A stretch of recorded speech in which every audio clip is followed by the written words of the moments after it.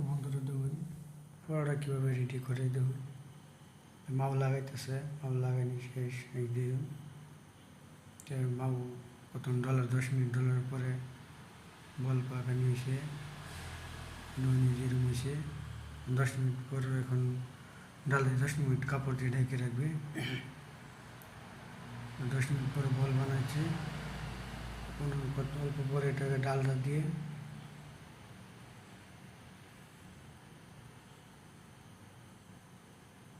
দেখুন বল বানাচ্ছে